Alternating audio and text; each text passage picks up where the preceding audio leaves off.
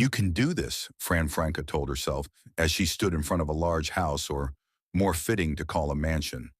A wide smile crossed her face.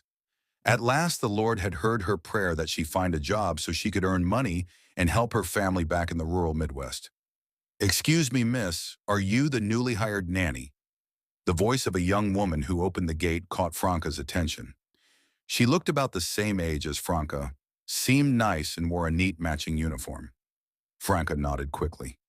"Yes, ma'am. By the way, I'm Frainer D. Davis." She introduced herself. "I'm Erin. Come on in, Miss Linda. Our head housekeeper is waiting for you." Erin said, motioning for Franca to follow. Franca walked in and couldn't help marveling at how big and beautiful the house was. She and Erin both paused when an older woman greeted them. She quickly introduced herself as M. Linda. "Welcome, Franca. Don't worry. Your job here won't be too heavy. Mr. Walker's child is well behaved, so you won't have many problems," Miss Linda said after showing Franca the room she would use. Franca nodded eagerly. "Really, I hope the child and I get along well, and I hope his father likes me too." She said Frainer already knew the scope of her work. She would be the new nanny of Damian Walker's son. Daman was a billionaire whose name Frainer had heard many times. She'd also heard he was grumpy and ill-tempered, but she didn't quite believe it. She hadn't actually met him yet. Erin let out a sigh behind her. "Don't get your hopes up. Mr. Walker can be super gruff if you want to last here. Never try crossing his path, just focus on Dwayne." Erin advised Miss Linda, scolded Ain gently. "Hush, Erin. The only reason Mr. Walker gets annoyed sometimes is because he's always exhausted from work. You shouldn't speak that way about him. He pays you fairly, doesn't he?" Erin pouted and fell silent. Franca just smiled, unfazed by what she heard. "Don't worry about me. I promise to do my job well," she said brightly. "That's good. I hope you stay for a long time." Miss Linda replied that was exactly Franca's plan, to keep this job as long as possible. Naturally, it paid well, and she wasn't about to let such a good opportunity slip away. By the next morning, Franca began working in earnest. She finally met Dwayne, the child she would be caring for, and from the moment she saw him, she could sense a certain sadness about him. "Hi, Dwayne. I'm Fran, your new nanny. Nice to meet you," Franca greeted in a lively tone, hoping he'd catch some of her energy.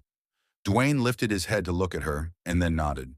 "Okay, I'm Dwayne Walker. I'm 5 years old, and nice to meet you too," he said. Shilly Frainer kept smiling, even though Dwayne still seemed sad. "Why are you looking so down? Do you want me to cheer you up?" she asked, pretending to think hard. Dwayne shook his head. "I'm not sad, I just miss my dad. He hasn't come home for days because he's busy with work, and he couldn't come to my school for the awards ceremony," Dwayne said, sounding glum. Franca paused, hearing the boy's sadness in his voice. It pained her. She forced a cheerful smile, trying to comfort him. "Hey, don't worry. Your dad's doing all this for you. For your future. Now how about a smile?" She encouraged. Dwayne managed a timid grin. Franca bit her lip, thinking suddenly she had an idea. I know what to do to make you smile."